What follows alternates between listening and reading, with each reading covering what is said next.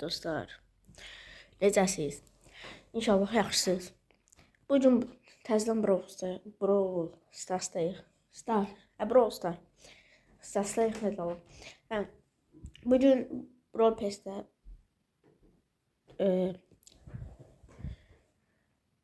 hədiyələrimiz var. Onları açacağıq bu günləri. Və tam 41'ə qədər bunun bir tərəfini eləyəmədim. Buradan eləsəm videoda çəkəcəm bunu açma videosu. İndi başlayaq tək almağa. 1000 altın. Oh, star hediyesi. Destansı. Güç puanı. 1000 kredi, 100 kredi. Star hediyesi. Ender. Dol elmas. Star hediyesi. Ender. Biraz xəstələmişəm, ona görə özür dilərim. Star hediyesi yine. Ender. Güç puanı. Star hediyesi. Kredi aldım. Tamam. 12'nin kredisi. Süper Ender. 1000 altın. Ender. 100 kredi yine. Star hediyesi. 5 çıkmadı. 100 star hediyesi. O destansı. Bulun rozet verdi. 1000 altın. 21 destansı.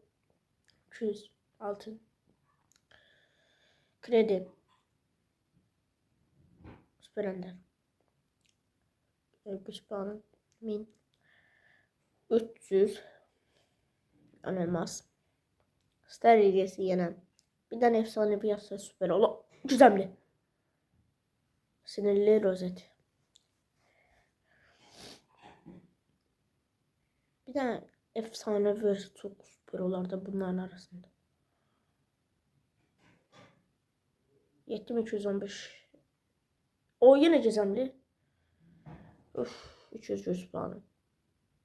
100 de buradan. Star hediyesi. 5 ne? 1000 altın. Ender. 2 defa gizemli yazdı. Bir tane şey vermedi. Efsane vermedi. Ender.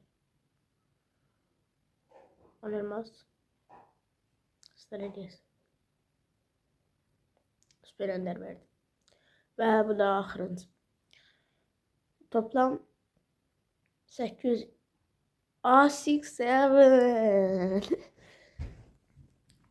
8367 87 9365 altın 64 de elmas ve kalan da diğer videoda hamısını tamamladıkça da atacağım. 4 elmas çatır ala. Neyse alanda dinlemiyorsunuz. Videomuz buraya kadardı. İzlediğiniz için çok sağ olun. Gelen videolarda görüşene kadar sağ olun.